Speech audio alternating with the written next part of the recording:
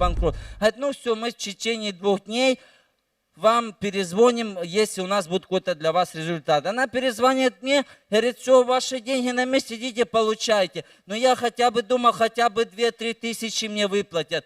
И выплатили мне с Божьей помощью, потому что Бог был со мной, 9,5 тысяч гривен. Воздайте славу Богу, потому что Бог с нами. Когда мы Ему говорим, Он действительно нам помогает. Он нас оберегает, охраняет нас. И Он говорит, воздайте свои обеты мне, и я сохраню от пожирающего. Во имя Иисуса Христа. Аминь. Церковь, я хочу засвидетельствовать. Позавчера я вышел со служебния вечернего, сел на метро, как и все, и поехал на Троещину. Доезжаю, по пути выходит кондуктор и говорит, что трамвай идет только до Сабурова. 28-й трамвай, мы едем, он прямо под дом ездит наш. Не едет в конец. Я вышел, зашел еще в магазин. Приходит второй трамвай, я сажусь в трамвай, доезжает до Сабурова, не заехал на кольцо, а дальше. Остановился и говорит, дальше не поеду. Оказывается, что впереди сломался трамвай. Я вышел с трамвая и иду одну остановку пешком. Прихожу к этому трамваю, там женщина выходит, водитель этого трамвая. И я вот подумал, как Бог любит этого человека. Она начала переживать, что вот это все случилось, остановился весь транспорт городской и так дальше. И вот эта женщина покаялась.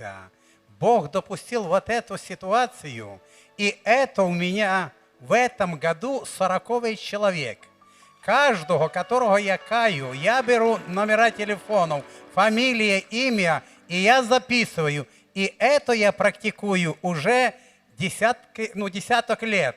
Все, год заканчивается, я снова начинаю 1-й, 2-й, 3-й. И вот у меня вот такая ситуация, которую я покаял 40-го человека вот этом, в трамвае, в машине, водителя трамвая, который сломался. То есть остановился транспорт для того, чтобы человек получил спасение.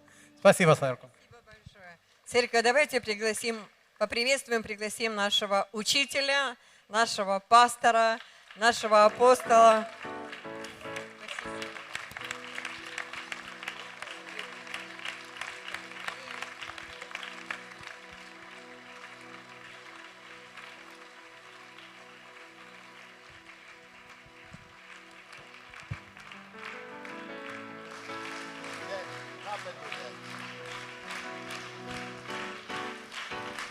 Здравствуйте, церковь, стульев нужно, стульев.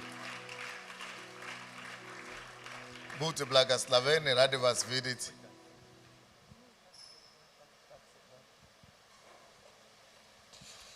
Кто у нас вчера был здесь? Мне пришлось бегом совершить эту тему. Но вот я Лену, по-моему, встречал. И, короче, мне сказали, что вопросов много осталось. Поэтому мне бы хотелось понять, есть у кого-то, что вообще, не только вопросы, может быть, свидетельства даже, что кому стало понятно и что кому стало непонятно после вчерашнего. Я хочу вас выслушать. Я не хочу стать одностороннее движение, вот такое, как радио. Говори, а как там, обратного связи нет. Поэтому мне нужно понять и выслушать вас, кто с чем ушел вчера. С смущением, возмущением, с радостью, счастьем, вопросами или с ответами. Я не вижу вас. Давайте поднимитесь и подойдите сюда. Если вы не подниметесь вовремя, я все подниму. Сюда надо идти.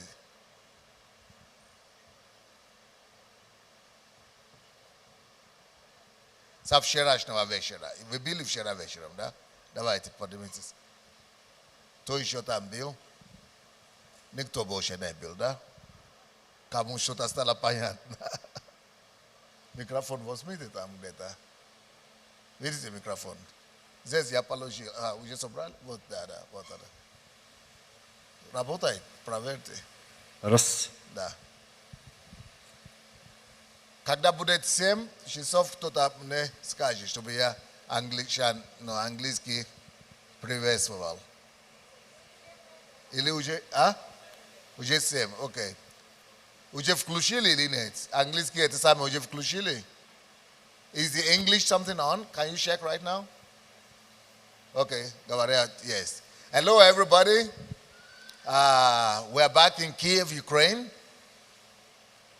We are back here in Kiev, Ukraine.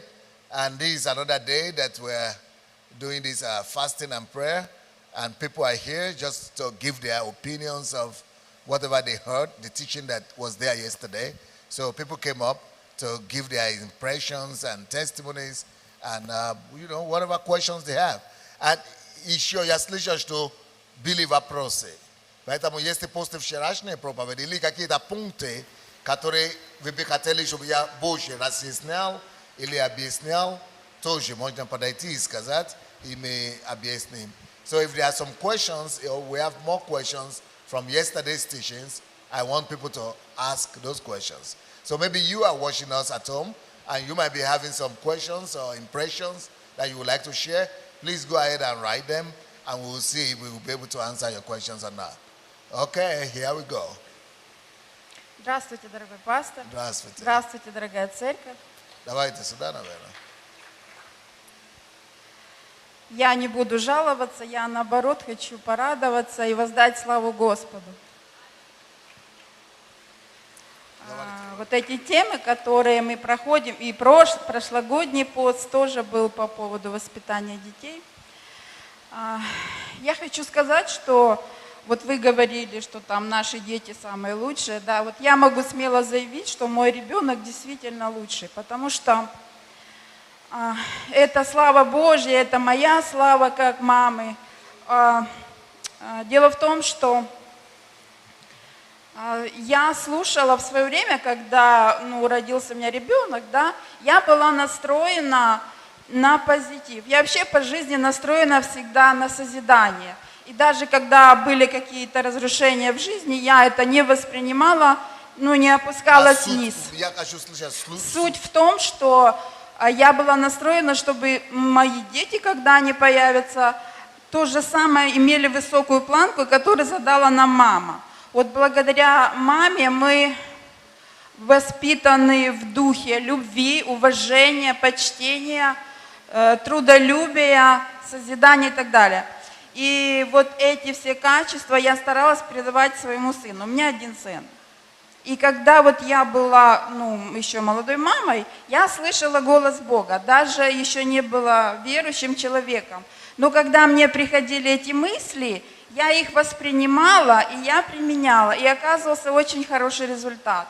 И вот сейчас у меня ребенок, ему 33 года, он не женат, он живет, работает, учится в Соединенных Штатах, это вообще слава Божья. И он настолько заботливый, внимательный ко мне по жизни всегда. Я его научила всему.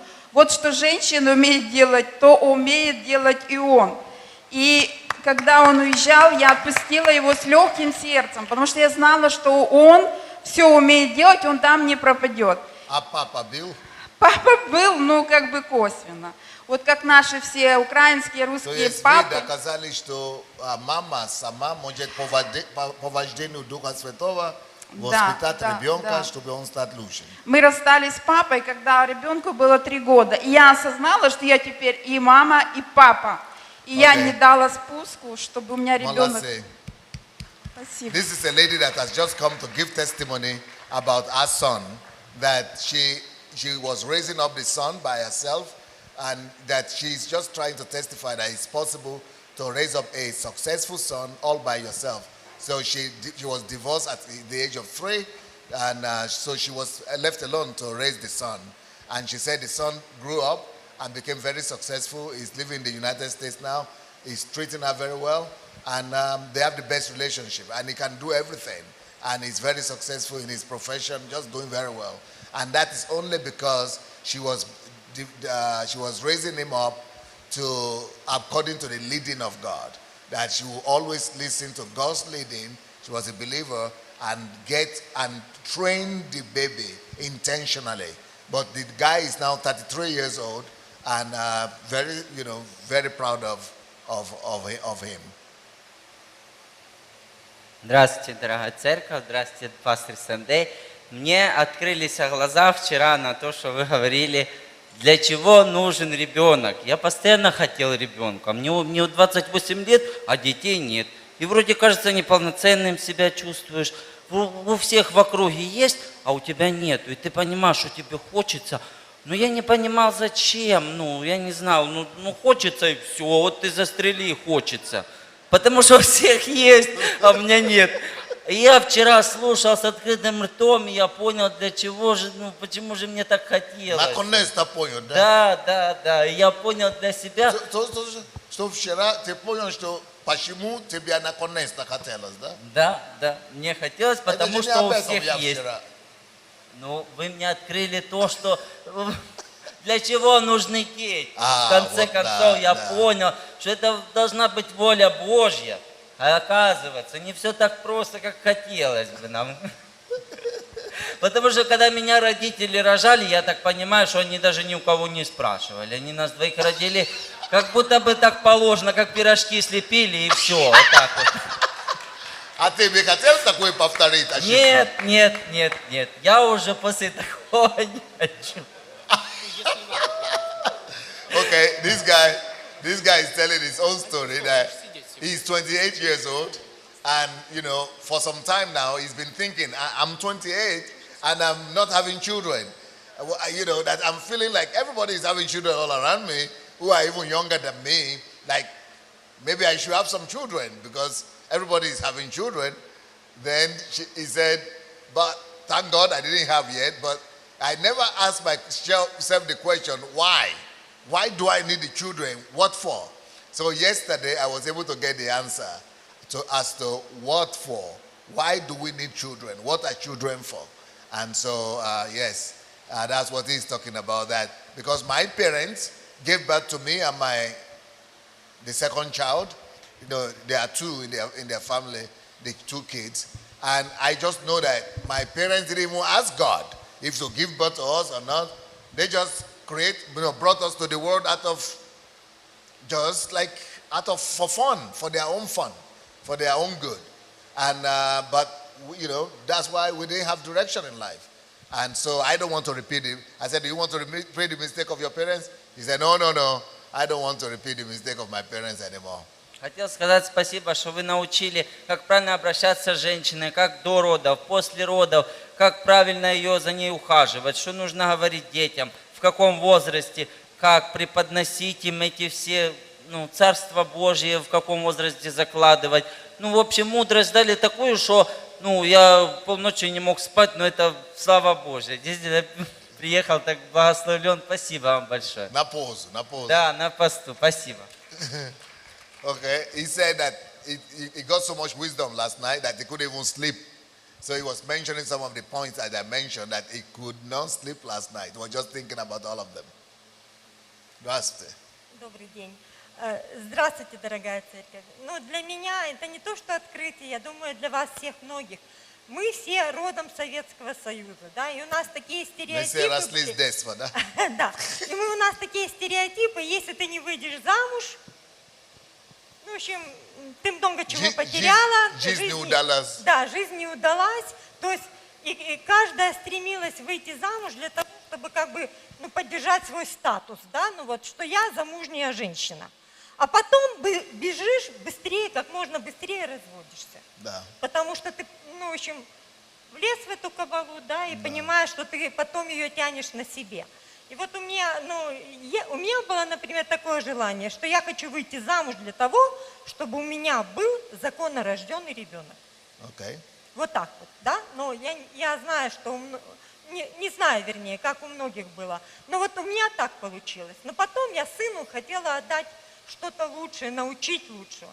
Но я понимаю, что вот все основы, все, что было заложено с самого детства, все было неправильно. Во-первых, не было уважения к самой себе, как к женщине. То есть ты не понимал себя, кто ты, насколько ты ценен. И когда ты выходила замуж, то ты, вот как вы вчера говорили, да, мужик, брюки, штаны, да, и все. То есть, чтобы был мужчина. Но только для подтверждения своего статуса. И вот когда мы еще в прошлом году, вернее, позапрошлом, да, был у нас тоже пост по поводу детей, и я понимала, что мы вкладывали в своих детей то, что мы имели, свое богатство, да, свой груз какой-то, свое какое-то неустройство, свое раздражение. Вот как вы вчера об этом говорили, что вот все то, что у нас не получилось, все это повлияло на наших детей. И потом эти дети несли все это на себе. И этот груз, этого неустройства, непонимания. И тоже самое главное, незнание, зачем ты родился на этот свет. Потому что, ну вот мы не умели это не только передать. Вот ты родился, ну и живи. So she's saying that, well, you know, what the message of yesterday was so interesting and so important because she said she herself, when she was younger, she decided to get married because she wanted a baby and she didn't want to give birth to the baby out of wedlock. She didn't just want to, you know, sleep with somebody and get pregnant. She needed a husband and marriage just to have a lawful father to the son. So, but I didn't know how to build a family. I didn't know how to build a marriage. And so when I went in there, then the next thing you discover is you got pregnant, you got a baby, and ran out to divorce. So she divorced, but she got a son. And she wanted to really give the best to her son and to give the best that she could. But what best can you give when you yourself didn't know what the best was? And what best can you give when you even didn't know how to do this? And how could you even make your son to have a purpose in life when you never had a purpose? And I didn't know why my parents gave birth to me, so I didn't know why I was living. And so I couldn't even tell my son why he's alive and what he's supposed to do on the earth. So I discovered that most of us are just like that. We come to the world, we just found out that we are living, and we just say, okay, I'm living, I just keep on living and do what everybody else around me does. And that's why we're married, that's why we have children. We don't even think why and for what. Just do what other people are doing. Да, Please, can you share to the private page? ну и, к сожалению, просто я вижу по жизни теперь моего сына. Я просто благодарю тому, что я узнала вас, узнала ваше учение. Спасибо вам, пастор. Просто начинаешь переоценивать очень много чего, и уже к своим детям тоже начинаешь относиться по-другому. Хотя сын взрослый, живет далеко, есть внук, он состоялся, он занимается любимым делом, все нормально, но все равно я понимаю, что...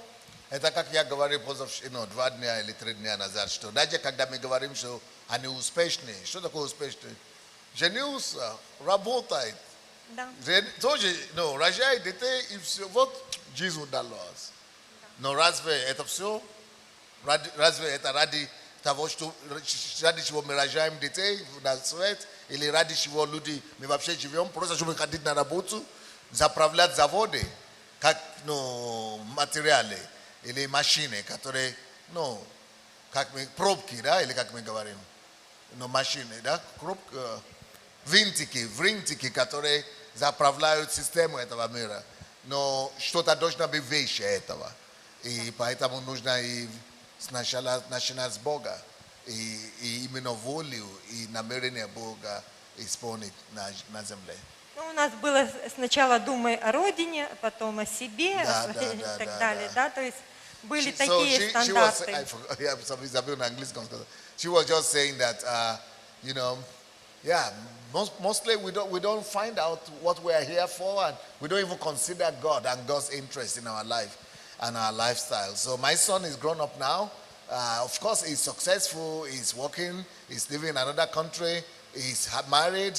I have grandchildren. But I know that is just the physical things that people call success.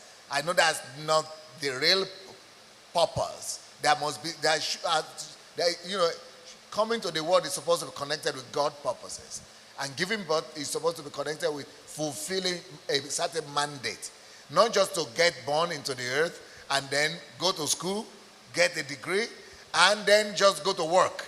And then you get married and have children, and then they go to work. And so how could you be sent to this world just to get a good job and go to work. You know, there must be something more than that. There must be some eternal purposes that we're supposed to fulfill here, not just to be, you know, a spoke in the wheel of life, and not just to be born so that we will service the factories and the companies and just do some jobs for them, and then we get old and then we die and our children keep on working, and then we say, oh, okay, it's successful. That's the best one. I mean, things could be even worse than that. Everything is supposed to be around the kingdom of God and its purposes. Ну, я хочу вам сказать огромное спасибо. Наверное, все скажут вам большое спасибо за это учение, за то, что вы говорите, ну, не всегда, может быть, очень приятные вещи, да, очень многие воспринимают. И больно, и неприятно, и касается там нашего самолюбия, себелюбия. Но все равно это очень здорово. Это как хирург делает такую операцию для того, чтобы убрать этот нарыв. А у нас в Украине это настолько... Просто видишь, когда малыша, маленького ребенка, родители могут оскорблять, унижать, проклинать и вообще просто отталкивать, то это жутко. Спасибо вам большое, пастор, за ваше учение. She just wants to use the opportunity to say thank you to Pastor Sunday. That, Pastor, maybe most of the things that you tell us, even though they are right, but we find them very painful, because change is always very painful. You are always challenging us to change. And those things are always very painful, and to hear and then to undertake.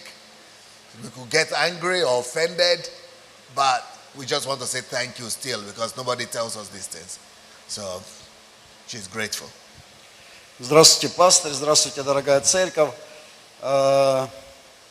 Хочу поблагодарить за здравость и за трезвость, которую вы принесли в этом учении, потому что я взял, пересчитал специально, там приблизительно, у меня получилось больше 30 пунктов, которых я вчера записал, так я ни одного не делал.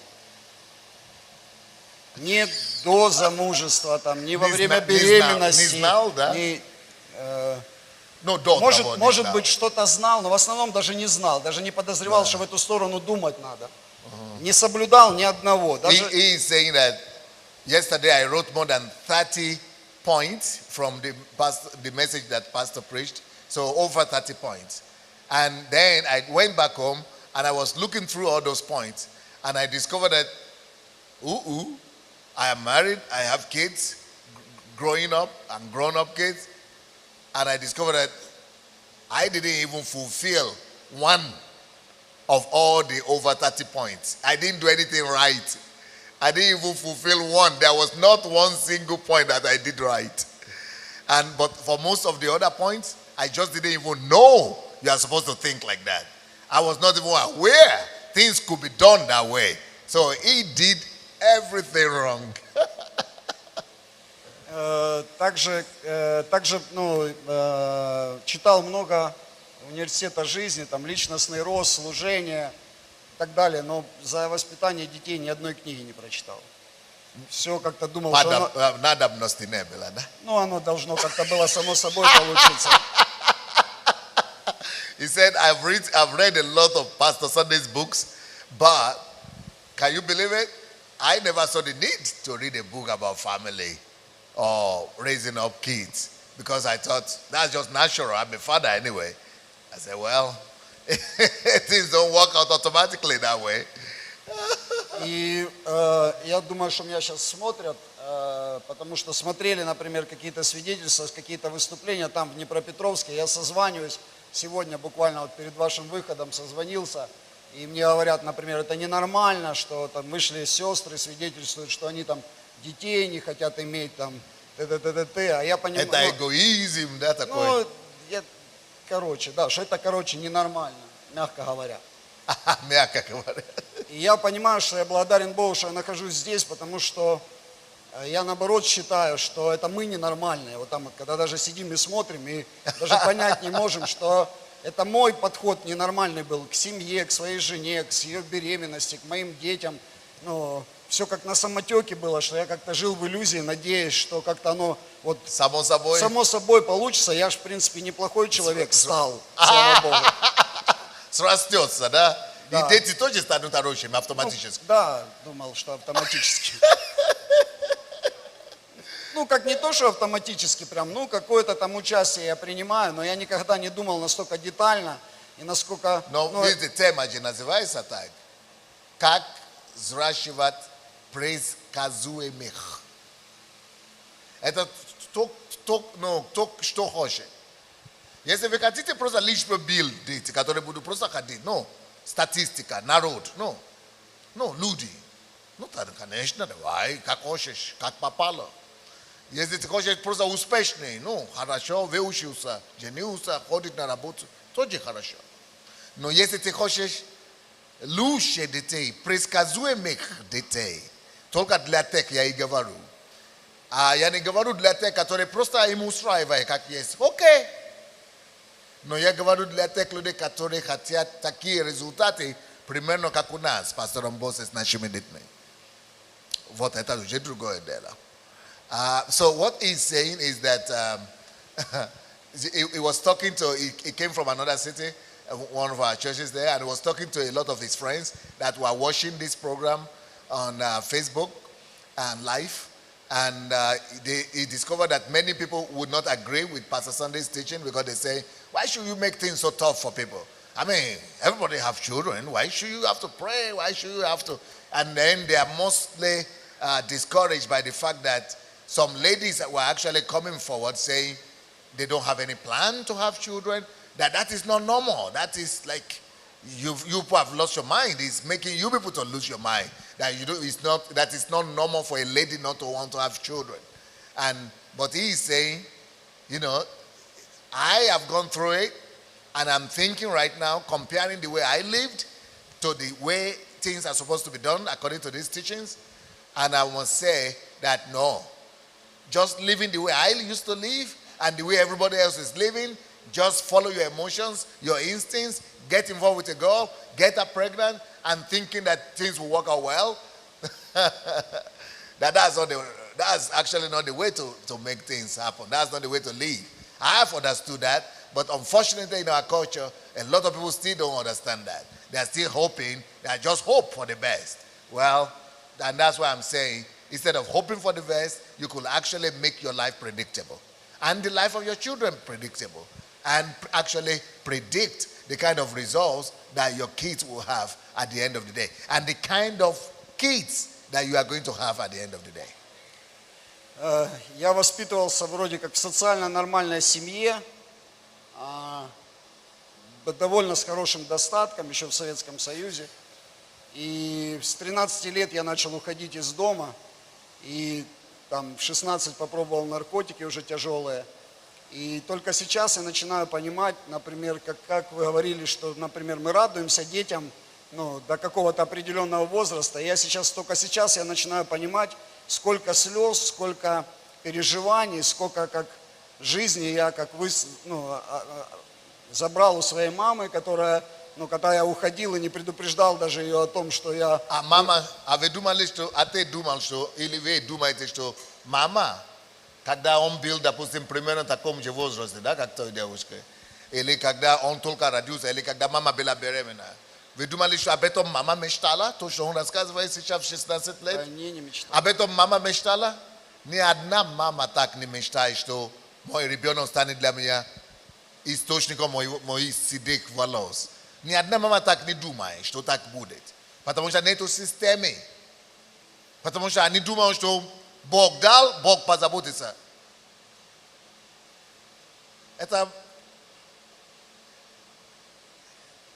Откуда такие мысли?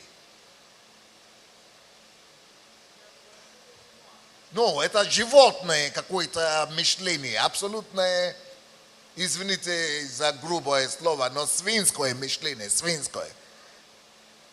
Это у свиней так бывает. Вот, породил, а потом мы что-то дойдем где-то, что-то где-то подхватим. Вот так мыслят животные.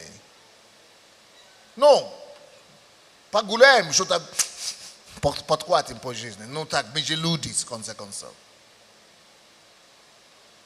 Поэтому должна быть и система, и структура, и планы, и знания, и мудрость, это самое.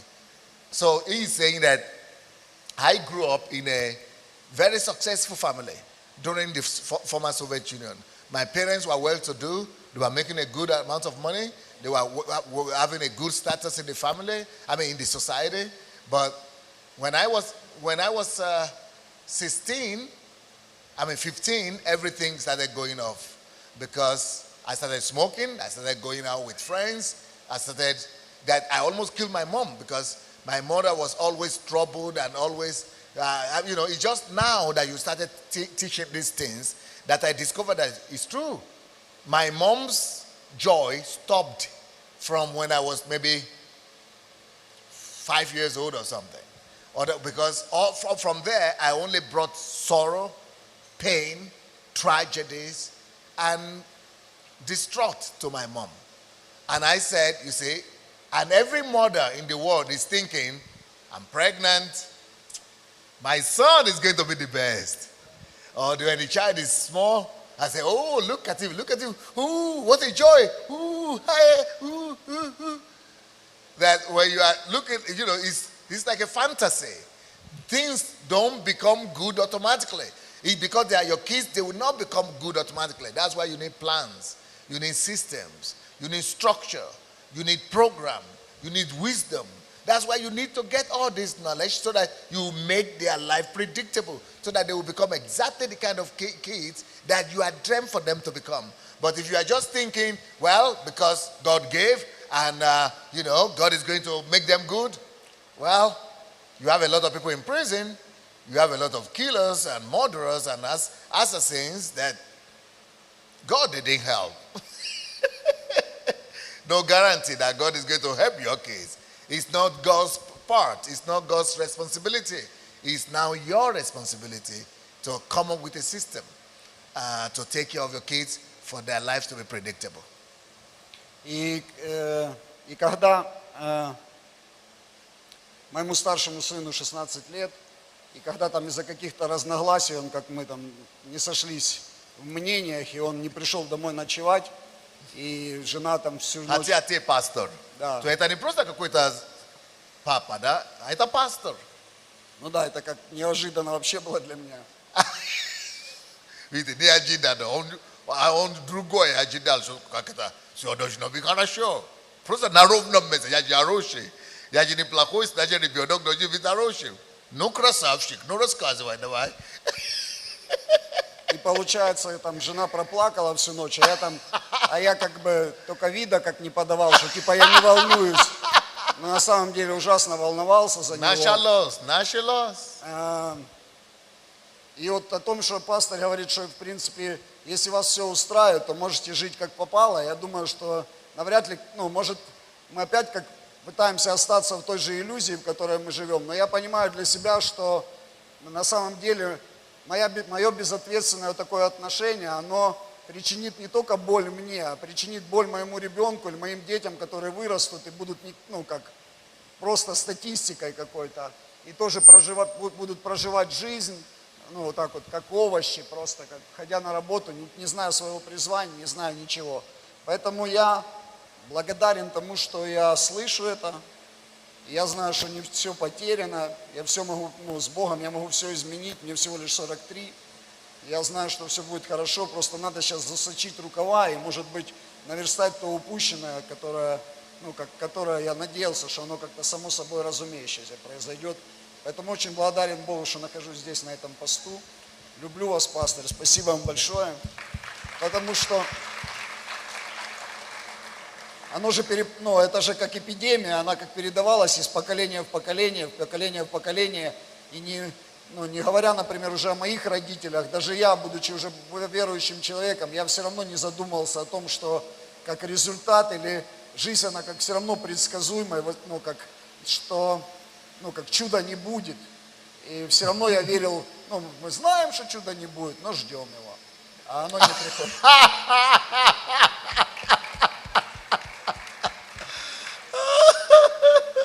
Okay, what he's saying is that now, I told you my story. When I was 15, I became a catastrophe. The joy of my parents stopped. No more joy. from the time I was 15, it was catastrophe for them. I mean, they became gray, they got gray hair very fast in 1 year. You know, they began to cry, you know, get depressed. Every destruction began to come. I became a source of destruction to them instead of a source of joy. Now, I'm a pastor. God has done a good job in my life. He saved me from drugs, from prison, from addiction. I'm okay. And I'm a pastor. But I kept on hoping that since I'm a good person, a pastor, my children have to be good. But now, to prove and to certify or to testify to Pastor Sunday's message that these things don't happen automatically, my son now is 16 and he started doing exactly what I did when I was 15. The other day, we had a disagreement with him.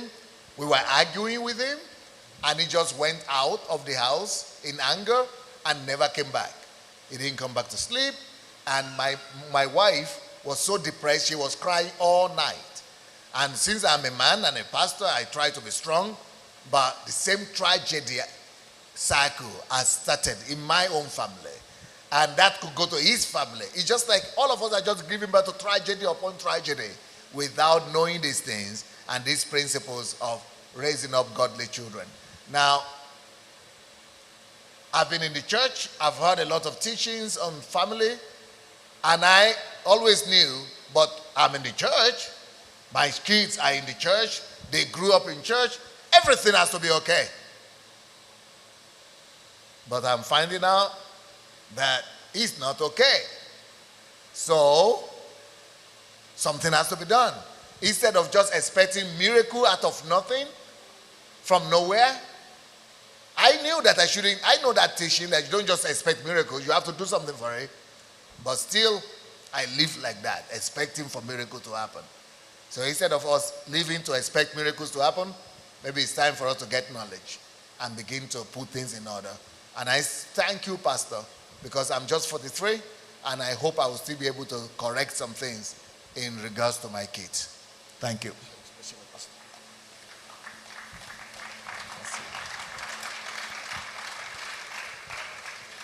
Oh, вот еще одна участница нашей, утренней, пробежки, фитнес. Вот она что-то, пока мы бежим, мы что-то говорим, поэтому я задал ей вопрос, что там тебя зацепило на вчерашнее служение? Она не замужем, правда? Не замужем. Не замужем, нету детей? Нету. Нету детей, вот. И я говорю, что тебя зацепило? И она, по-моему, начала говорить по поводу один из пунктов, что система, да, работает с детьми. Что кто-то сидит здесь, кто-то здесь сидит, кто-то... И что мы каждый, полчаса сначала, потом час, а потом 1,5 часа. И каждый день старались, по книге, какой теме разбирать. Да? Я не знаю, что она расскажет, но я помню, что ты что-то подобное говорила. Да.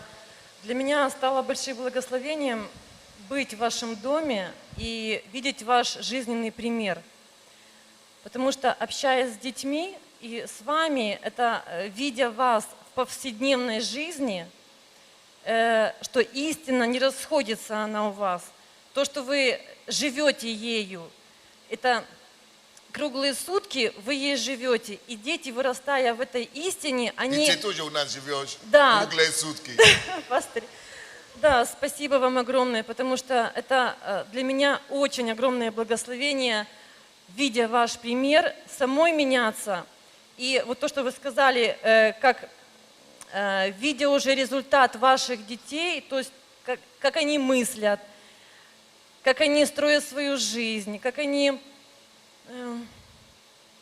То есть это уже плод вашей жизни, вашего учения, и то, что вы с пастырем Босей вложили в себя эти ценности с Богом, Бог помог вам вложить, и ваш труд души сейчас вот виден в ваших детях. Это самая большая реклама, самая большая вообще, то есть плод. Ты его видишь. Это не отнять.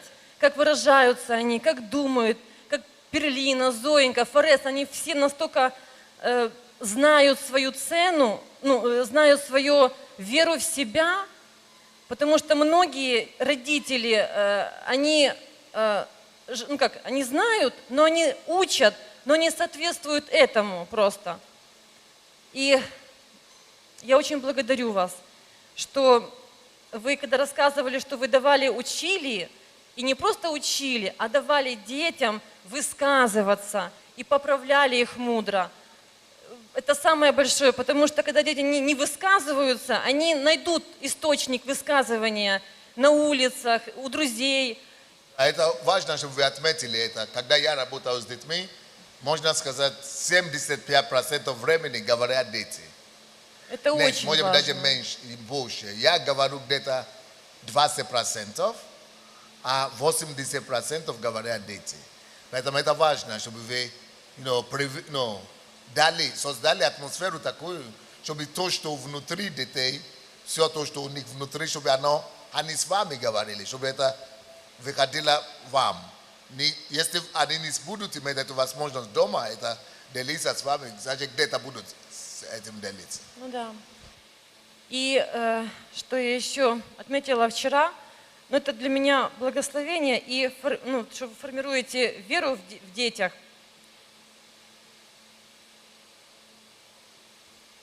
Что мы относимся к детям как к личности. Это самое важное. Это нужно тоже нам это понять. Потому что ты рассказывала сегодня, что наши советские семьи в основном, что люди говорят, ты еще маленький, ты ребенок.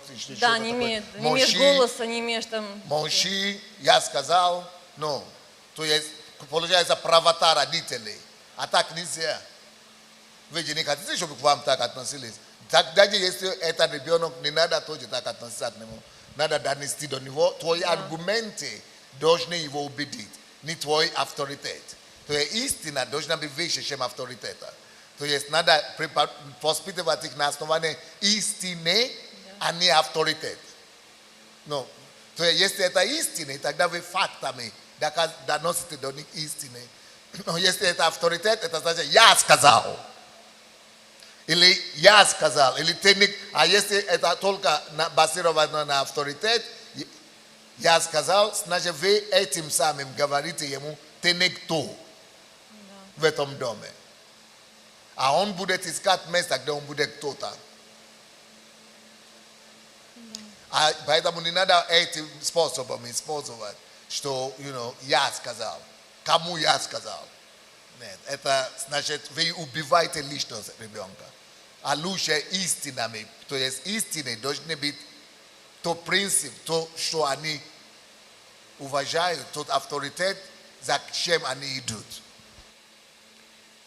Да, пастор, и я еще отметила для себя, что если женщина не знает своего, вы больше говорили о мужчинах, но если женщина не знает, что она личность, и не знает своего призвания, то ей категорически нельзя входить в брак, потому что это будет загубленная жизнь и супруга, и детей. Она не сможет... Ой, это же на английский надо было говорить. Да, пастор. Забил. Надо мне напоминать же. А то я забыл, что английский там еще ждут меня. I forgot that I had to speak English. I forgot, Okay. What she was saying is that she is one of the ladies that we were running together in the morning. And so we were talking, and she, shared her experience. So I invited her to talk here today. And what she is saying is that what she discovered is that she was impressed by the fact that the kids were being given such a liberty to, sit down with the parents and to speak. Because she said in most families, kids are not given the permission to speak and express their own opinion. So I said, when I am working with my kids like that, I let them speak 80% of the time. And I only speak like 20% of the time. So, give them, because if they cannot express themselves with you while they are in the family, then they are going to find a place where they will express themselves. So the second point that she's making is that, she's been living in our house. She's one of the staff in the house. And she is seeing the way we are living, our lifestyle. And she said that everything she's seeing every day, that our life is the same as we teach. And that it's not only good for you to teach, that you must live that same lifestyle. When you live that same lifestyle, then it's easier for your children to be able to copy you. And we see the way your children are copying you, and you are just reproducing yourselves in them. You and Pastor Bosse, you are actually duplicating yourself in the kids, because I see your lifestyle, I see the lifestyle of the kids, and I know that it's just the same thing. And that's why your kids are able to follow your teachings. And then another point you made is that you treat your children, even though they are kids, but you teach them as if they are personalities already, as if they are grown-up people. So I said, yes, that's important, because you must make sure that you are not using authoritative method to raise up your children. Don't just tell them, because I said it, so it has to be like that. Or because I'm your parents, you have to just believe me.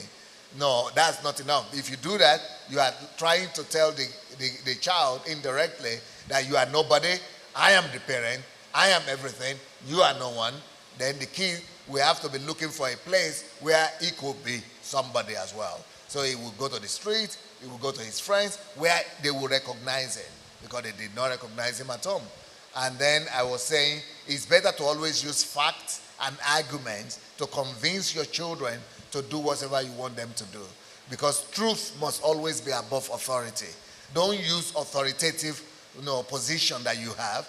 Use your truth, argument. Make sure you convince them through truth than convincing them through tyranny. Truth is superior to tyrannism and tyranny.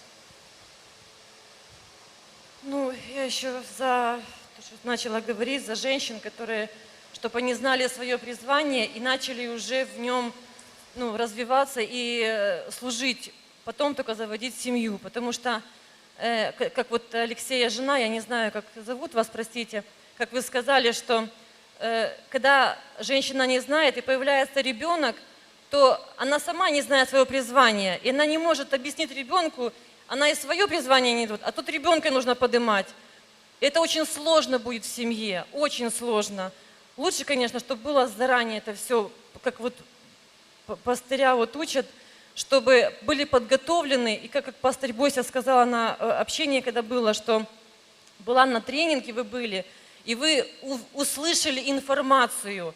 И потом, когда детки появились, эта информация, уже знания, которые были, накладывались на детей индивидуально. И как мне очень понравилось, как вы сказали, я формировалась, вместе с ними вырастала. Это, для меня это очень, вот я услышала эту информацию, для меня это очень ценно стало, что вы настолько для меня это вообще, спасибо вам огромное, что вы есть. The next point she's making is that I think that, one of the main lessons of this class to me is that you don't try to go marry, especially as a lady, and especially also the man, if you have not yet been formed as a personality yet. You must already become successful on your own. You must already become somebody that is fulfilled in life. So once you are fulfilled in life, then it's much more easier for you to be able to bring that same fulfillment to your child. It's easier for you to be able to bring that purposefulness to the life of your baby. But if you are not fulfilled, you don't know who you are, you don't know why you are here, the same confusion will be transferred to your child. You will not know why he's here, or he was doing what he's doing. You just be going through the motions. And she was giving the example of the teaching that Pastor Bosse gave, that she was also changing together with the child, that we all need to be working on ourselves, especially as mothers, and then with the progress that we have, then our children also could be experiencing the same progress. Вот, и, может, это не сегодняшняя тема, но, пастор, когда вы говорили о том, что когда бить детей, когда что, как бы наказание, это было какое-то учение, и что ремень там, или вот какое-то физическое прикосновение к ребенку, оно просто продолжение, как бы напоминание о системе, которая нарушение системы, а не так, чтобы забить ребенка, приложить свою силу к этому, тоже меня очень наставляет в этом. Okay, last month, Pastor Sunday spoke about the fact that punishment for kids is not to hurt them, and it's not to make them just feel terrible pain. The more terrible, the better. No, that is not. You are not punishing kids to humiliate them. You don't want to humiliate them. You don't want to harm them. You don't want to hurt them. You just want to, beat them or punish them to have enough pain to remember the principles that have been taught to them. So it is a system of remembrance to connect them with the principle that they have violated and that pain so that they could relate it. It's just, punishment is to help the process of parenting. It's to help the child to connect the lessons with whatever he has done. So the purpose is not to, to make him feel bad, painful, and to just hurt the child. No, it's to help the process of training that you have already laid out for that child. Ну, в принципе, до меня сказал брат и сестра, говорили о том, чтобы, что родитель только может дать только то, из чего он состоит. Больше он дать не сможет. Parents cannot give what they don't have. You can only give what you've got to your kids. So if you don't develop yourself, there is nothing to give to the baby. И очень призываю всех, кто решился создавать семьи, вот как пастор, быть благословением для своих детей, с полной подготовкой информационной, а вся информация будет накладываться уже индивидуально для каждого ребенка. Потому что если эта информация не будет, это будет загубленная жизнь, души, которые будут, это страшно вообще-то. Что-то ты говорила тут за 7 лет, или сколько я сказал, после родов? Да, пастор. То, что вообще, информация это вне, что 7 лет после рождения ребенка, как минимум, минимум, жена не должна работать. Это вообще я такого никогда не слышала. И, наверное, для мужчины это очень сложно, потому что 3 года может быть или как-то максимум, но 7 лет обеспечивать и ребенка, и жену, это очень должно быть для мужчины большой вызов. А 7 лет это просто как минимум. Вообще не должна работать, вообще навсегда, если так лучше взять. Идеально, чтобы мама должна только больше свое внимание, любовь и воспитание детям уделить. Не только на 7 лет, а вообще должно всегда так быть. В принципе, в идеале. Okay, she's just saying that yesterday Pastor also said, if you really want to get the best for your kids, the wives shouldn't work.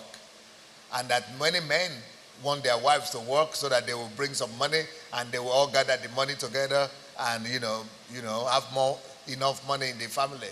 But I said, but if you really want to make your children successful and your priority, then it's better to get the attention of the lady, of the wife, for the children. Not just to throw them out to some schools or nursery or kindergarten and go and be making money. That's why you must think before you marry. As a man, make sure you have the possibility to be able to take care of your wife and your children, even if you are the only one working. В принципе, все, пастор. Да. Спасибо вам огромное. Спасибо, пастор. Слава Богу. Жив Господь. Вы знаете, я когда-то увидел Сандея Аделаджа на обложке книги. В Киеве здесь, да? Нет, не в Киеве. Далеко. Я понял. Да, я говорю, вот это, да. То есть читаю, то есть слово сильное. Мясо. Я говорю, вообще, вы знаете, я представил сцену и думаю, и сейчас я стою рядом с Сандеем. Вы представляете, это вообще. Слава Богу. Да, это очень сильно. Все возможно. Да, Богу все возможно, слава Господу. Поделиться я сейчас хочу тем, что вчера я, слушая пастора, услышал такие слова. Биомасса. Знаете, я приведу свой жизненный пример. У меня есть дочь, она со мной не живет, она живет со своей мамой. Мы расстались, это было давно. Я имею другую женщину, это моя жена, у нее тоже дочь. Я забираю свою дочь от той мамы. Привожу сюда, значит, они живут уже с этой дочерью вместе. И я смотрю, значит, вы понимаете, то есть менталитет. Одна и другая, они разные, они совершенно разные. Я забрал свою дочь в целях спасения, потому что я понимаю, она подросток, вот этот мир, слова, информация, что, пока я могу что-то сделать. Думаю, надо сеять, надо молиться за нее. Все, забрал ее сюда. Беседы каждый день, каждый день. И вы сказали, вот биомасса. И вот я вот все это так вот увидел, вот еще Адам и Ева, вот еще от того времени, вот эта биомасса, она пошла. Она пошла, эта биомасса. И только благодаря Слову Божьему, той информации, которая приходит, она спасает, она берет, она дает форму. То есть дает форму, дает образ, дает сознание, смысл. То есть все это формирует и образует личность. И мы в силах, по силе, данной от Бога, от Христа, в силах указывать на массу: возьми, Отец, дай. То есть мы имеем это право. То есть, а мы вообще послы. Мы вообще послы. То есть это вообще великое дело. То есть мы можем смотреть на людей, на вот эти массы, и мы можем видеть вот тот сгусток, ту землю, которую вот Господь благослови, Господь дай. И там появится, знаете, Иисус говорит, я лоза, да, из земли, из этой массы, да, появилась лоза, которая дает плод. Слава Богу за вас, пастор, спасибо. Сильное слово. Я очень, так задавал, думаю, почему все такое разное? Ну почему? Почему люди такие разные? Потому что информация, потому что Слово. И только Слово Божье, оно действительно формирует, образует, творит настоящее, совершенное, прекрасное. Если мы с Богом, то все получится. Слава Богу. Class. So this young man is saying that he remembers, for him it's a big event today because he used to be somewhere in another place when he saw Pastor Sunday for the first time through his book. And he said, who is this black guy trying to teach our country here? And looked at the photograph, but said, okay, let me try to see what he's teaching people. What is he telling people? So he read the book and said, ooh, wow, so much wisdom here. Heavy words, tough word, great word, so much respect. Then many years have passed over then, but now I'm here standing with Pastor Sunday right on this stage. I never knew that would ever be possible. So that was his first testimony. Then he said, you know, just like biomasses. I heard the word biomass yesterday. I was living like that too. I got one woman pregnant. I have a daughter growing up. Divorced her. Got another woman pregnant. Have another daughter with her. Living with this one. But my other daughter is with my previous wife. So I saw that she was growing up without my supervision. So I decided to take that child to this other house so that they live together with me. But I'm having so much challenges with those kids because all of them are so different.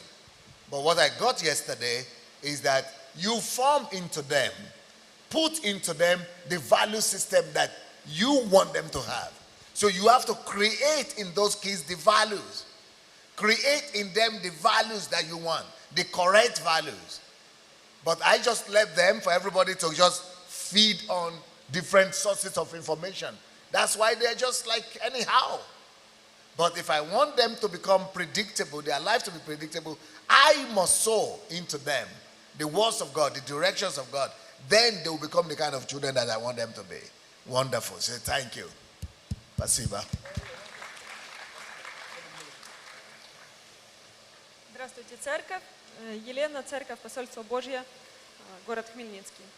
У меня 3 вопроса по вчерашней теме. Вопрос первый был по ДНК. Ближе? Ближе. Вопрос первый был по ДНК. Вы когда рассказывали, что мы хотим продолжать свой род, вы говорили о продолжении фамилии. И у нас там в задних рядах возникло такое некоторое возмущение. А вдруг я не хочу только фамилию продолжать, вдруг я настолько уникальна, мое ДНК, что я хочу продолжить именно вот себя, как набор вот этих уникальных качеств. Что на это? На это вспомните фотографию вчерашнюю. Ага. В смысле, мы не настолько уникальны? Там тоже был самый богатый человек. Это как Билл Гейтс. Да? Он тоже уникальный ДНК. Пока потомки не появились на сцене. Потом и дошло, что из 9 детей, или сколько у него, ни одного нету повторения его ДНК. Потому что это ерунда все. Поэтому ДНК раба. Раб, ребенок. Вчерашняя фотография есть? Вот раб, который ДНК ужасная, больше некуда. Ну, раб. Это ДНК вот этого мальчика, раба. Ну, это проклятие. Люди перекрестились в Африке. Перекрестились, чтобы они не были как тот раб. Чтобы их ДНК, не дай Бог, раба ДНК, не дай Бог. Все. Ни женись, ни его, никто, ну. Даже не пересекай, не переходи дорогу, даже, чтобы его судьба не оказалась на тебе. Ага. И когда его дети выросли, поменяли местами. Теперь дети раба кормят дети багаша. У всех нас ДНК Божий. Мы все созданы по образу и подобию Бога. Все, ясно? Ясно. Какая кровь внутри, не имеет значения. Имеет значение, что ты туда вложишь потом. Ой, это же я по-русски только. Надо сейчас это переводить. So she had a question. And she said the question she asked is that, okay, we got it. Yesterday you said we should be willing, we should not insist on having just our own kids. That we should, with the same freedom, be willing to adopt kids. And she's saying, okay, no problem, we're ready to adopt kids, not just our own kids, but what about if I want to keep not just my family name, because most of the time we want to have our own kids because we want them to keep our family name. So you have destroyed that argument yesterday. But what about if I'm not just interested in the family name, but I'm more interested in the DNA? I want my kids to continue my DNA. So I said, look at that photograph. Where is the photograph? Photograph here. I said, look at the photograph.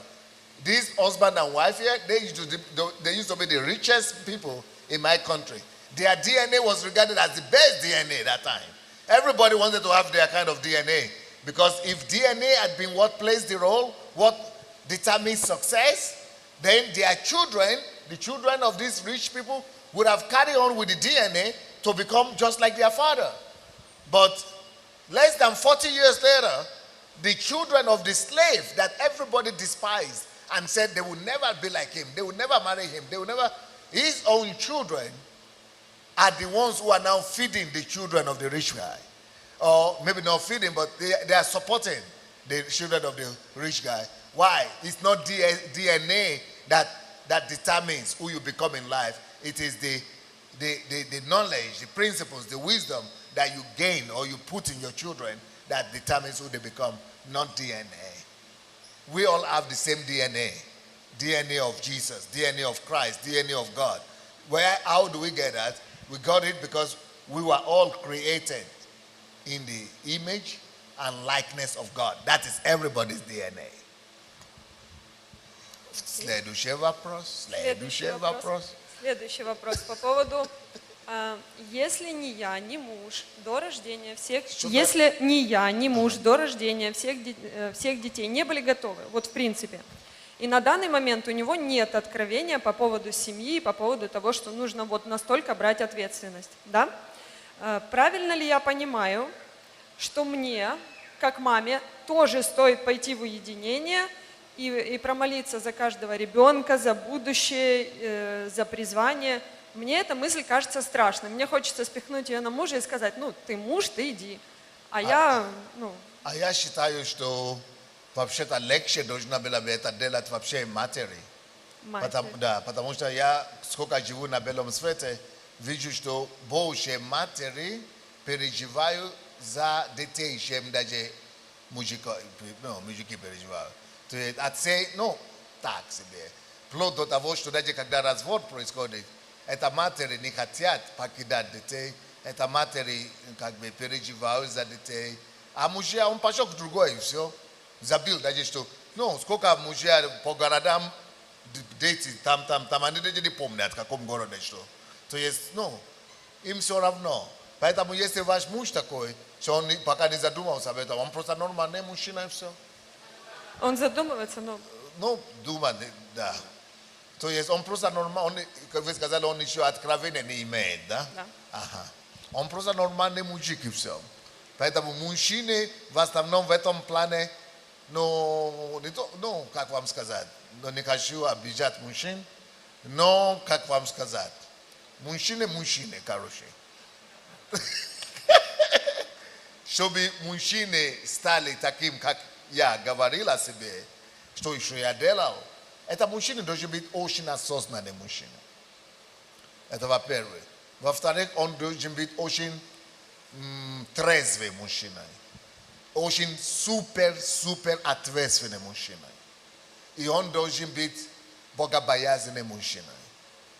И он должен быть мужчиной, который, ну, Бога, мужчина, золотой мужчина. Поэтому это случайно не бывает. И каждый мужчина это не сделает. Поэтому я лично считаю, что легче матерям это делать. Потому что матери больше всего переживают за детей. Я бы сказал, что даже легче. Эта информация больше для матерей даже, чем для отцов. So what she's saying, the second question she had is that I said yesterday that I was actually going, before my children were born, that I would go to solitude and pray their destiny through and, you know, for a week or for 2 weeks. But she said, what about if my husband is not ready to do that? To go and pray for the destiny of each child. And he doesn't believe in that, or he doesn't have the revelation. He didn't have the revelation. So should I go and do that myself as a woman? Can I go and pray through the destiny of my children? I said, yeah, it's actually easier for the women to do that because women love their children more than fathers love their children. And women are more responsible in relation to children more than fathers do. So men are just men. Men, they divorce, they give birth there, and they forget even that they have children there, and there. They are not responsible most of the time. If you find a man that will do that, he has to be a very responsible man. He has to be a very wise man. He has to be a godly man. He has to be a highly conscious and focused man. So, yeah, it's easier for you as a mother to take responsibility for the destiny of your children than to wait for your husband to do it. Еще одно. Я лично думаю, что женщина имеет ответственность больше всего прежде родить ребенка в духе, прежде чем рожать физически. Поэтому если ты не вынесла этого дитя в духе и с Богом, стоит ли выносить физически? Физически, извините, я сейчас опять грубое слово скажу, всякая собака может это делать, хорошо? Физически, ну, любая, ну, животные физически могут это делать. Но главное, самая главная ответственность перед в духе, перед Богом сначала вынести. Если вам это удастся сделать в духе сначала, сформировать, сплетить, да? Сотворить, сплести судьбу этого ребенка в духе с Богом, перед Богом, один на один, тогда вы родили реально, по-настоящему. А это физически, у вас что, кошки нету дома? Может, собака есть? Ну, у соседей есть. Ага. Вот это не героизм, это, ну, это рожать и там. Зачем это считать героизмом? Героизм тем, кем станут. Вот там героизм. А рожать. So what I'm saying is that, in actual sense, I don't think there is a big, huge, big deal with women giving birth physically.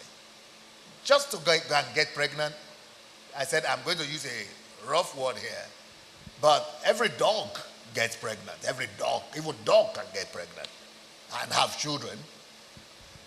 Pig gets pregnant. Cat, cow horses, anything can get pregnant physically. But so giving birth is not a big deal. Everything can give birth. But what is even more important is for you to learn to give birth to that child in the spirit first before you become pregnant physically. Why don't you go before God in solitude and pray through? If your husband can do it, good. But if your husband will not do it first. Carry that baby through in the spirit. Carry the future through. Establish, give birth to the destiny of that child in the spirit first before giving birth or conceiving him and giving birth to him physically. The physical thing is cheap, but the real credit you will get for who that child becomes, and that is the hard part of it. Это может быть папа будет делать. Лучше, конечно, потому что отец глава семьи. Я так считаю. Но если отец безобразный и не хочет этого делать, пускай девушка сама возьмет ответственность за сначала сформирование и рождение судьбы этого ребенка в духе, и потом только забеременеть физически. Следующее. Да. Последний вопрос, на который вы частично ответили только что. Вчера нарисовали идеальную картину, как должен вести себя мужчина до родов, во время и после родов. Красиво, до слез тронула. Вот.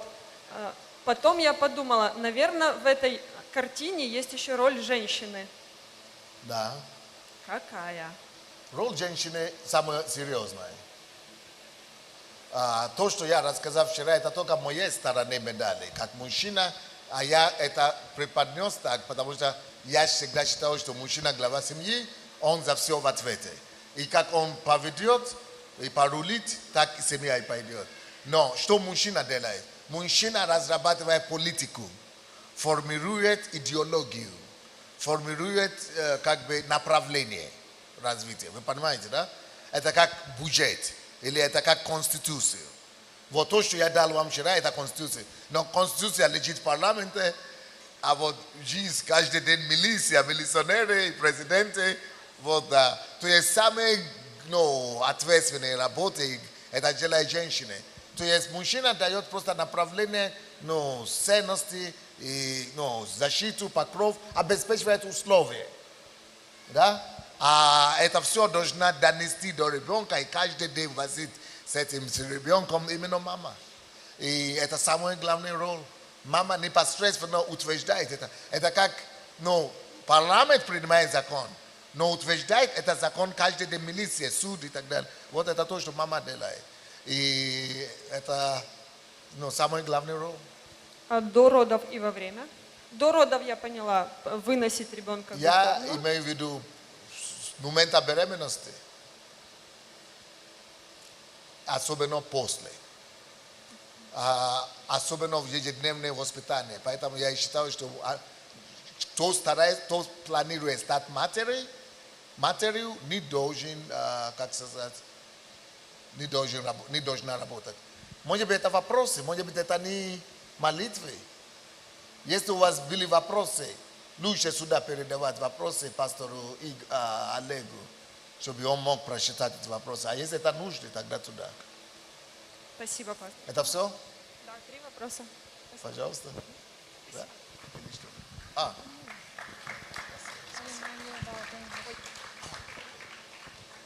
Так.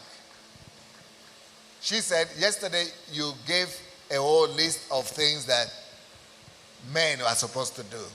So what are the roles of the woman, of the mother? So I said the mother has the most important role. What I gave yesterday is just what I see, because the man is the head of the family. So the man is responsible for coming up with the policies for the family. So the man only provides the environment. You have to provide a conducive environment, secure environment, provision, and make sure that you have a vision. So you create an environment where the vision could thrive. and we give a direction of, peace, a direction or an atmosphere of peace, protection, and for your wife to be able to, when you come up with the policies, you come up with the principles, you come up with the direction, you come up with the husband does that, but the woman is the one that every day is working with the kids to be able to make sure that those things come to pass. I said the husband is like the parliament. You just bring the principles out, the laws out. You bring out the order. You provide the order. But the police and the judges and the court system, they are the ones who meet with citizens on daily basis to enforce the law. That's what mommy does. A mother is the one that is there to enforce the policy of the family, to enforce the principles, the truth. Who is, the man just give the direction, but the mother is the one that is there every day to establish them in the life of the kids. So if the kids do something wrong or don't obey the mother, then the mother refers back to the father, and the father comes with authority to let the kids know they must obey the mother, and or they will be punished for it. И то, что я не сказал, что если мама работает вот так с детьми каждый день, и если дети непослушны маме, или мама сталкивается с вызовами и проблемами с детьми, в плане послушания тех указки или принципы и направления, которые отец дал, тогда мама уже имеет право возвращаться к отцу и говорить: твой ребенок не слушается. Тогда отец уже говорит, потому что это его ответственность, утвердить то направление, которое он уже дал, те политики, тогда он уже требует у ребенка, что вы должны слушаться матери, а то понесете наказание.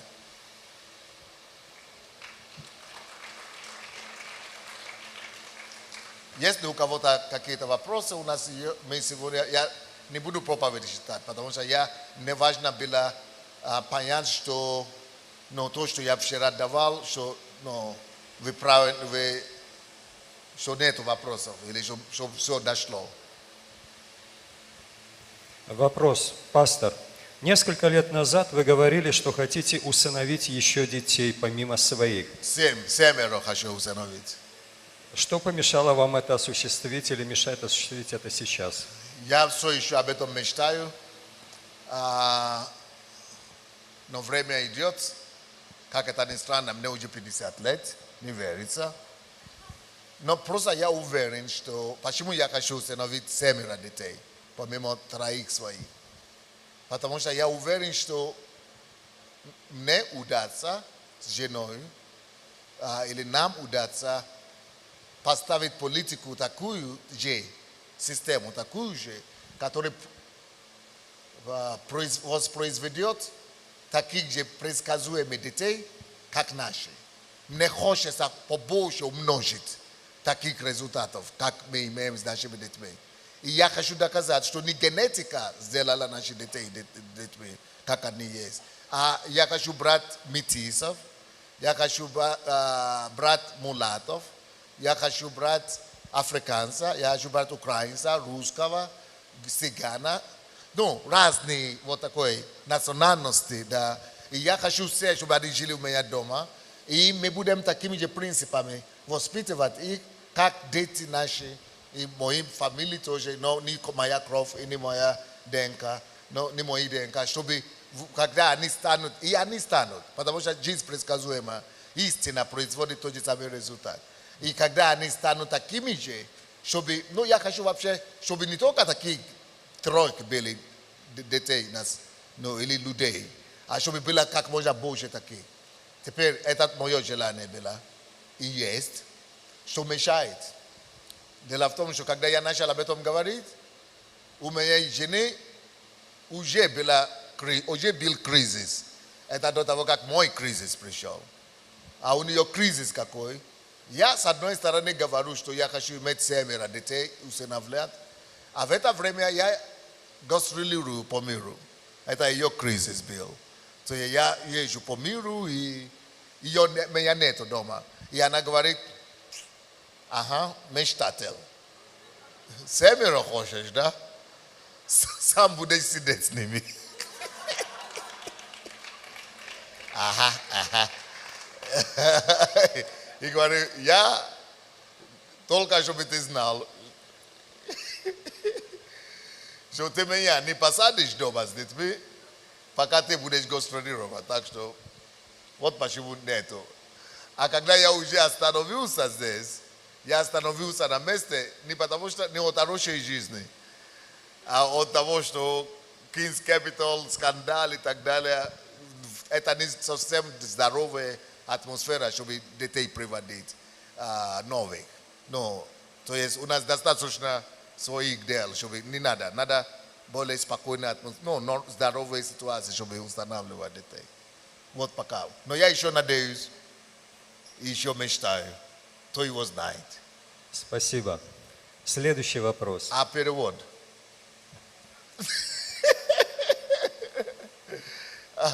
So one of the questions that came is that, Pastor, several years ago, you used to tell us in the church that you want to adopt children. Why have you not adopted them up to now? And what's the problem? Or have you changed your plans? I said, no. I have 3 kids, you know them, but I want to adopt 7 more kids. So I want to have 10 in general, 7 more kids. And I want to adopt because I believe that it's going to be a waste for me and my wife to know what we know and to have these principles of producing predictable children and not produce more kids with the same results that our kids are having. I think it will be wise to be able to multiply this kind of results, not just from our kids that are from our DNA, but kids, that are coming. I want to adopt actually people from different backgrounds. I want to be able to adopt somebody who is African. I want to adopt somebody who is Ukrainian, Russian, European, maybe American, maybe Gypsy, maybe half-caste, maybe colored, as many variety as possible, so that they will all be my kids, grow up in my house, and I'm very sure and certain that we'll have the same result, like with our 3 kids. So once we are able to do that, that is another proof to the world that this is not about luck. It is not DNA that produces good results in kids. It is what you put into them that actually produces or determines who they become. So life is predictable, and you can actually raise up predictable children. So why am I not having those kids yet? Why have I not done it? Because when I started talking about it, I was busy traveling all over the world, and my wife was dealing with the 3 kids by herself. So to bring 7 kids more to her, she said she's not going to settle for that. If you want 7 more kids, you sit with them. So since I couldn't sit with them, I couldn't get those kids that time. But now that I'm seated here and I'm not traveling, I still couldn't have them because now I have too much in my hands. We have too much in our hands because I have the lawsuits going on, false accusations, all kind of things that are not very healthy to bring in many more children into. So I'm still having a dream. I've not rejected that idea, but I'm waiting for the best and optimum time. Maybe it will still happen.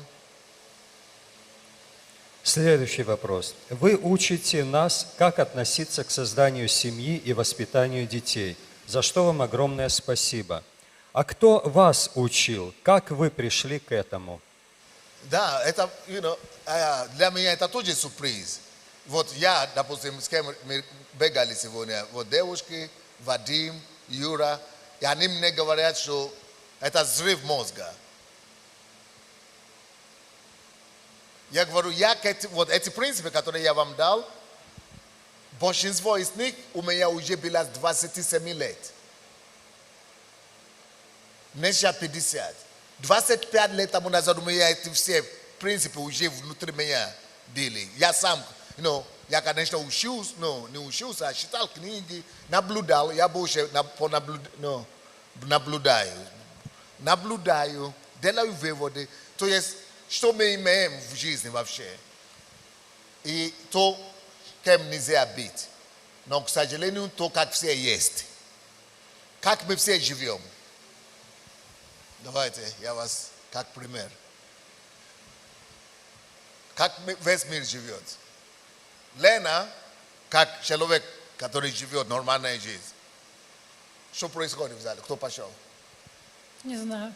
А кто, ну, кто-то пошел? Ну, кто-то пошел, мужчинам пошел. А как он одет? Ну, в белой блузке и в синих брюках голубых. А это что происходит? А тоже ходит в светлых брюках и в светлой блузке. А что девушка, что там происходит? А девушки там, они машут веерами, потому что им жарко. Вот что это такое? Это то, как все мы с вами живем. Мы живем и только реагируем на то, что происходит. О, человек пошел. О, да, белая рубашка и белые брюки. А тут машет. Это самое.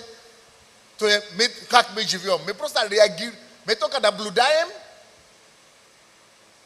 глазами и или, допустим, я сейчас в моей машине собираю людей. Ну, моя машина там место есть. И я не люблю сам ездить, потому что я думаю, как я могу сам ездить в машине, когда дети Бога другие, такие же, как я, дети Бога. Я проезжаю мимо них, а они пешком ходят. Но для меня это нелогично. Если Бог мне подарил или благословил этой машиной, как-то для себя, только сам буду ездить, это, ну, для меня это некорректно. Мне надо, это их на тест дал мне это, и они должны пользоваться со мной. Короче, я часто загружаю свою машину, поэтому я на спорт собираю тоже, загружаю всех в машину, и мы идем бегать. Короче, к чему я говорю? Когда люди сидят в моей машине, мы часто общаемся. И когда мы едем, да, говорю, о, пастор, ну, как расцветло, какой-то береза расцвела. А потом мы куда-то пойдем, о, какая реклама, интересно. А потом мы куда-то поедем, говорю, о, да, люди спешат на работу, люди спешат. А потом кто-то скажет, ой, девушка за рулем, девушка за рулем. Это у меня книга такая есть, как упорядочить свои мысли и как управлять твоими мыслями. Вот у меня книга такая, там есть день обыкновенного человека каждый день. Вот мы все так живем. Ну, пастор стоит на сцене. Ну, интересные брюшки. Да, блокадный, да, украинский флаг. Я говорю, а они о своем, да, украинский флаг. А я говорю, как нужно воспитывать, а кто-то себе о своем. Это же украинский флаг получается. Да, надо же.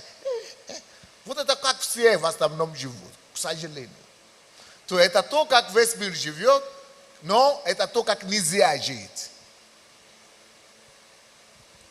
И когда мне так говорят, что как вы к этому пришли, они удивляются, что мы живем на белом свете, мы никогда не видели, чтобы так мыслили. Причем не только вы так думаете. Сейчас в интернете на английском будут комментарии, идите читать по-английски. Они так же сами говорят, что он откуда взялся? Вот эти англичане сидят сейчас. Они говорят, одна из них немка, две англичанки, африканка. И они говорят, мы смотрим на пастора Сандея, мы думаем, что он, наверное, второй после Бога, свалился откуда-то. Потому что они тоже живут в своих странах так же самое, как мы все живем. Биомасса везде. Вот. И они говорят, откуда у него такое? Что это? Как это у него? Как он мог додуматься? Но мы даже не думаем об этом. Как и наши тоже говорят. Это все из-за того, что я только что вам описал. Люди думают, что глаза это только чтобы наблюдать и пересказать. То есть мы, уши, просто чтобы услышать и тоже пересказал. То есть мы что делаем? Мы живем просто чтобы, вот как, пошел парень, встал, высокий, маленький, бородатый, он так, интересно. А это машет. Береза расцвела, голубой, хорошая погода сегодня. в основном люди вот просто мы реагируем на жизнь. Ну, вы понимаете, что я сейчас сказал? А так нельзя жить. Мы люди. Мы гомо сапиенс. А вот так, как я сейчас описал, да, что реагируем на жизнь, это животных так созданы жить. Вот это, ну, собачка, они... Он тебя видел, обошел. А потом за тобой. А потом, ну, хвостиком. То есть, это вот так жить должны животные. То есть реагировать только на то, что видит. А потом там, значит, надо кушать. То есть, вот так созданы жить не люди. Не люди.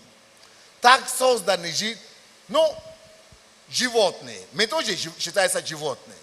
Но из всех животных люди отличаются.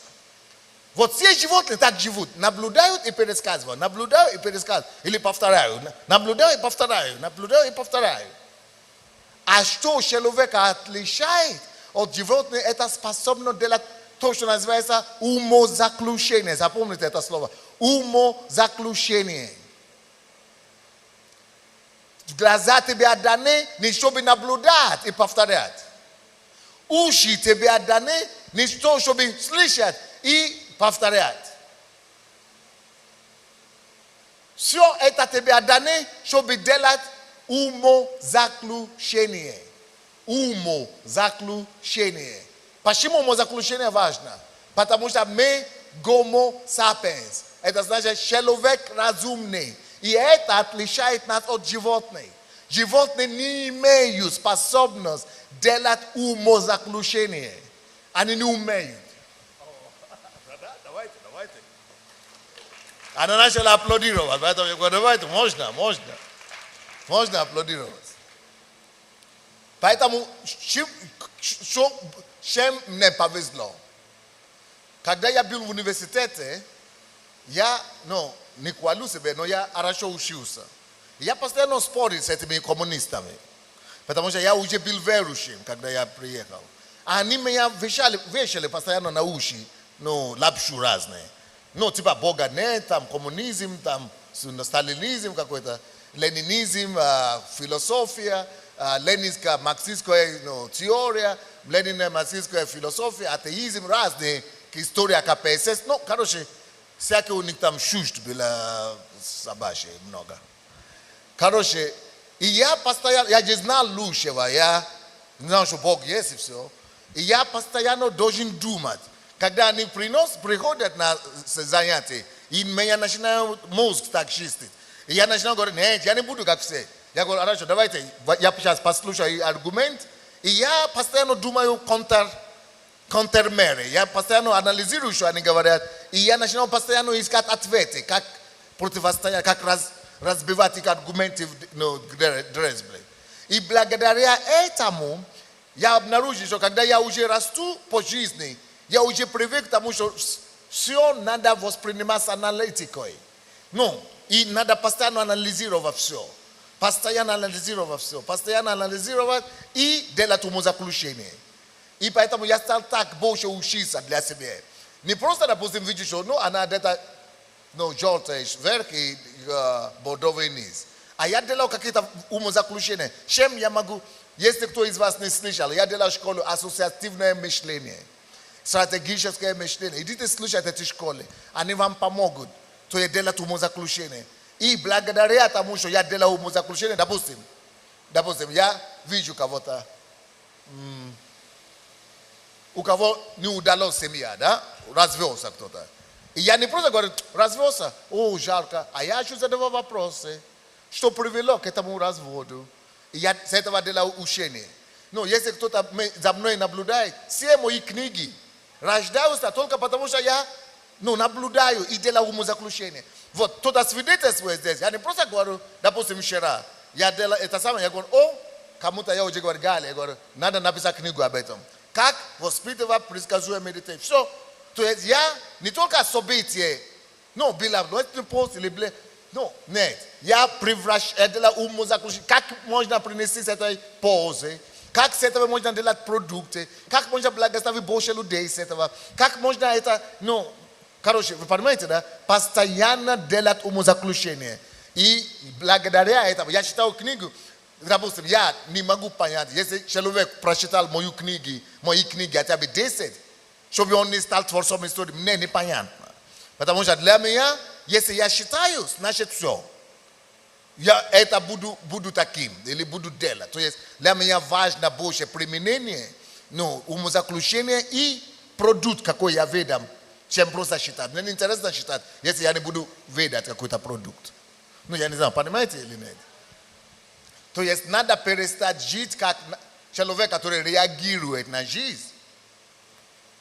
И стать человеком, который конвертирует жизнь. Который переводит жизнь. Который, ну, истолкует жизнь. Который делает выводы, умозаключения и создает продукты из всего того, что он видит. И все то, что происходит вокруг него. Не знаю, сложно или понятно. Достаточно понятно или не совсем? Okay, let me try to do that in English.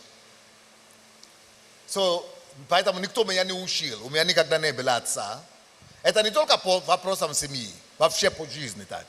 Я покаялся 19 лет. Я ходил в церковь вот так. Всего лишь 6 месяцев. До сих пор. Я не больше 6 месяцев никогда не был в церкви. Я никогда не познакомился с пастором. Я никогда не был членом церкви. Я никогда не был лидером церкви. Просто полгода ходил. Просто телевизор смотрел. Покаялся по телевизору и ходил в церковь полгода. И все. Все, что я знаю, не только по семье, или по всему. И духовно, и церковь. Это все сам доходил до этого. Через самообразование и через умозаключение. Самообразование и умозаключение. Самообразование и так во всем. И если вы читаете мои книги, вы видите, что книги у меня во всех темах. Обо всех темах. И научные там есть, и философия там есть, и история там есть, и антропология там есть, и социальные науки там есть, и математика там есть, и физика там есть. Потому что вот такой принцип в XD.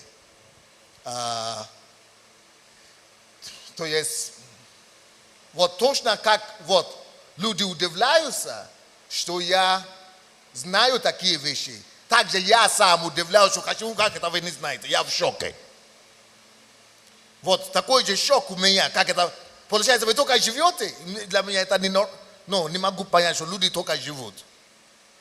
Вот, допустим, эти все вопросы, которые я вам задавал, да, я в шоке от того, что все так не думают. У меня мозг не выдерживает, что не все так думают. Просто логика мне непонятна. Если я хочу жениться на девушку, и потом спросить у нее, ты 50% будет давать, и я 50%. Зачем я тогда к ней подошел? Ради этого она себе это самое, выросла, чтобы давать 50%. Если я говорю, я буду мужем, я же ей сказал, я буду твоим мужем, ты иди за мною. А что это значит, если я не беру ответственность? То что это значит? Иди за мной, если я не беру ответственность. То есть иди за мной и корми себя.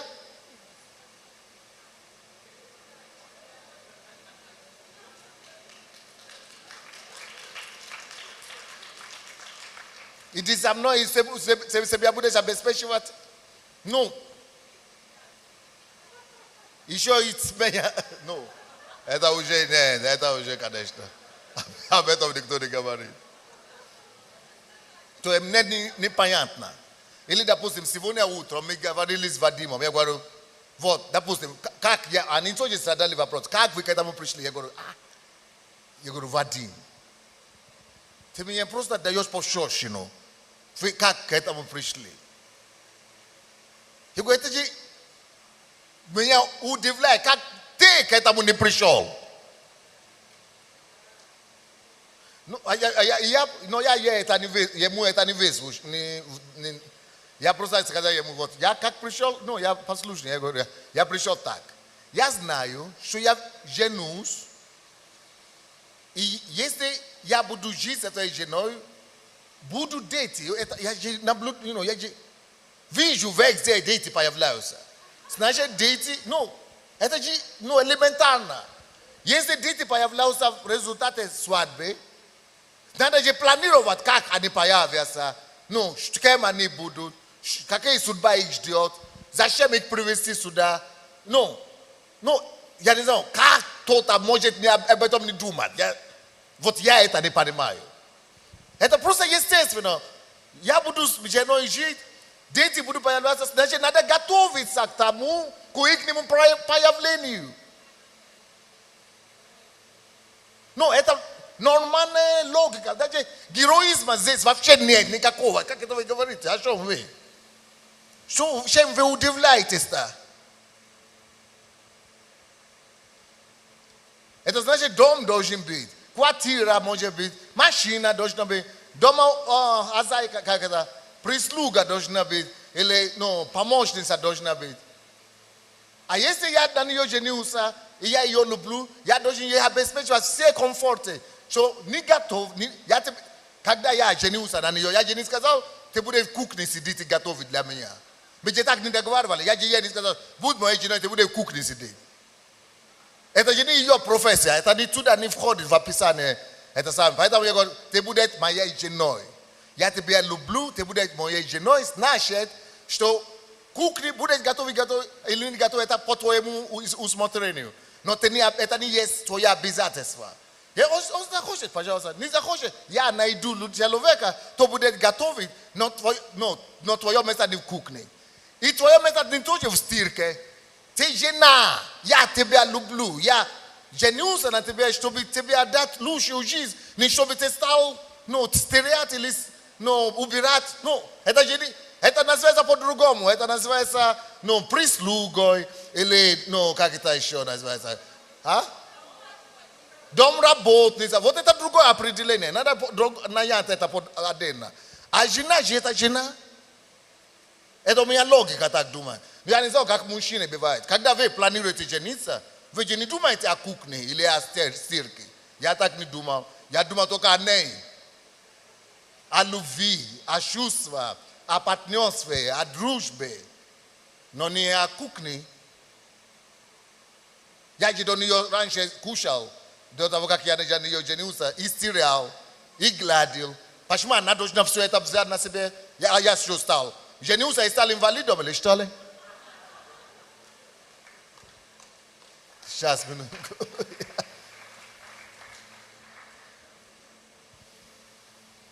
Ой, где мы там начинали? Уже много заговорил. А какой? Умозаключение. Okay. So the question they asked was, Pastor, how did you come to this conclusion? How did you come up with all these points, all these messages? I said because unfortunately most of the world, we only observe life. We observe and just repeat what we see. We don't, but that's not the way we are supposed to live. Animals live like that. When you just observe life and just follow life and just do what everybody does, that's animalistic lifestyle. I said, yes, we are all animals. Animals and people, we are all animals. But in the class of animals, we are superior. We are on a class of our own. We are made in God's image and in God's likeness. So we shouldn't just behave like animals. We are supposed to behave like God. And one of the major things that separates animals and people is that people are the only ones who could make logical conclusions. Logical conclusions. Don't just observe life, but from your observation, come to some conclusions. Make logical conclusions from your observations. Your eyes, your ears are not just for observation and repetition. You are supposed to create and come to conclusions and create behavioral patterns out of that. So that's what I've done. I just observe. I see the way things are. And I want to find out how I can improve it, or what I can do better, or what are the lessons I take from those things I've observed for myself. So that's how those messages are. That's how I write my books. I write my books by talking to people, observing them, and I, make some conclusions, some, logical conclusions about what I'm saying. And I develop them to become lessons and things like that. If that was go on. Okay, I developed that ability from the days in the university, from my days in university. In the university, I used to be the only believer in class, and my professors used to come and say there is no God and this and that, and I used to sit down and trying to counter what they are saying, and so I was always engaged in thinking on how to defeat the professors. So that kind of developed the skill in me to always think, analyze, and make conclusions and come out with products. But what surprises me is that other people are not like this. I thought the whole world is like me. But now I've talked to people in Ukraine, outside of Ukraine, America, Europe, that everybody's saying I'm like strange. And I'm thinking, you are all strange that you are not like me. I thought everybody's supposed to be like me. But I discovered that, well, people just don't reason. People don't think. People don't analyze. People just follow other people. They just follow other people and, and just do what other people do. They are not making logical conclusions like Homo sapiens are supposed to do.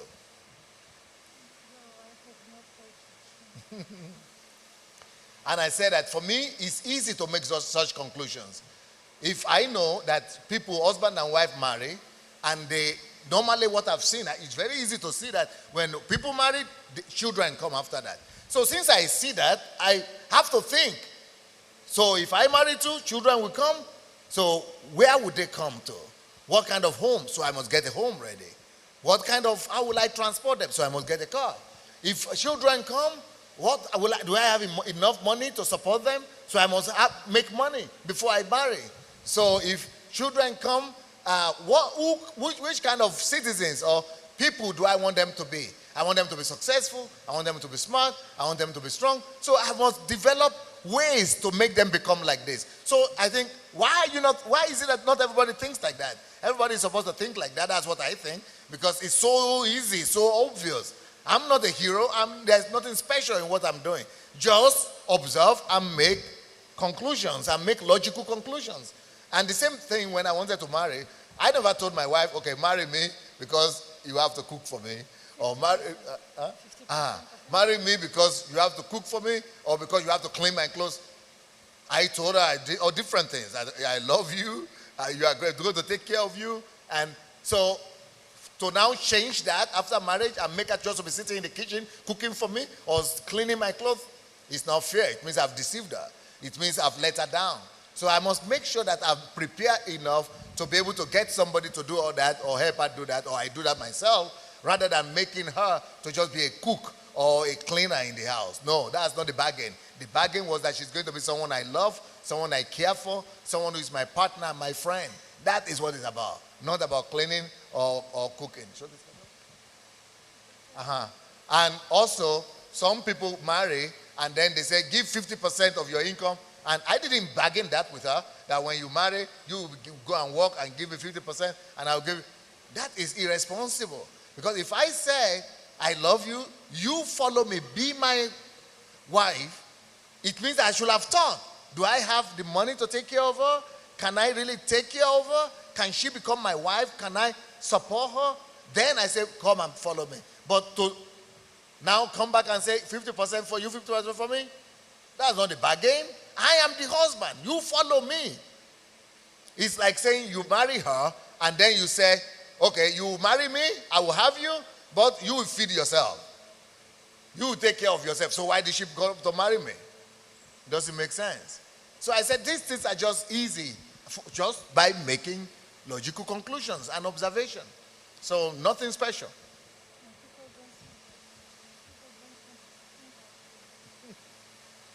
People don't think like that. Well, I'm surprised. I'm surprised. Окей, все, наверное, время уже пришло. А то он уже готов следующий вопрос считать. Может быть, завтра. Как? Может быть, завтра. Все, короче, я не знаю, что-то получили или не совсем. Я пригрузил вас, вижу, да? Пригрузил я вас. Все, спасибо. Я побежал. У меня прямой эфир сейчас. Кто там дежурный, пастор?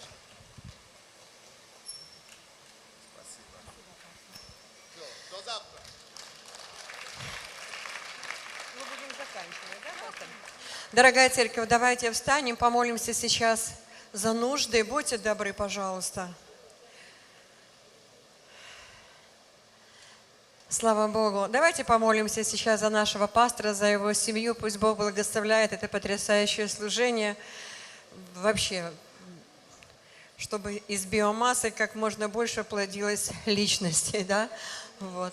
Господь, во имя Иисуса Христа мы благодарим Тебя за нашего пастора, за нашего учителя. Боже, благослови все его виды служения, благослови его семью, благослови все сферы его жизни. Стань огненной стеной вокруг него, мой Бог, и прославься среди него.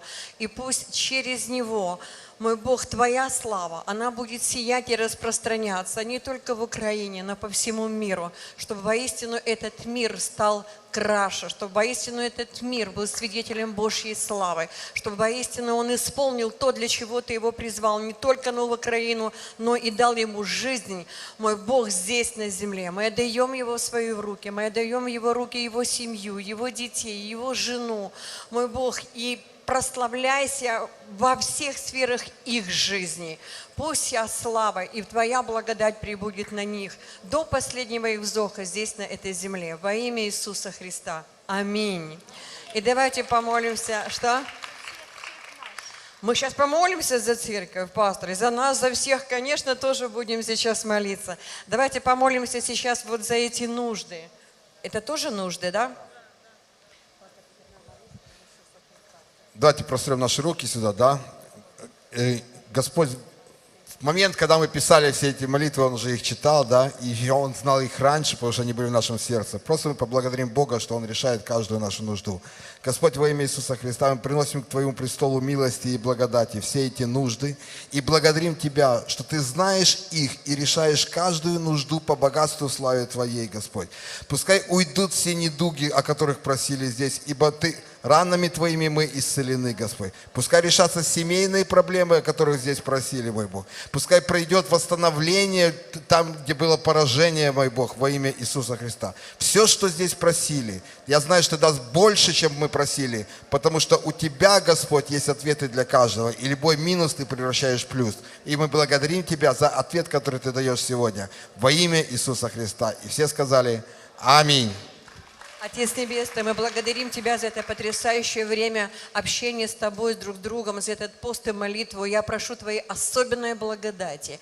Пусть все, что мы слышим здесь во время этого поста, она не просто будет для нас информацией, это будет тем, что преобразует нашу жизнь, преобразует нашу личность, наше служение и наше влияние на этот мир.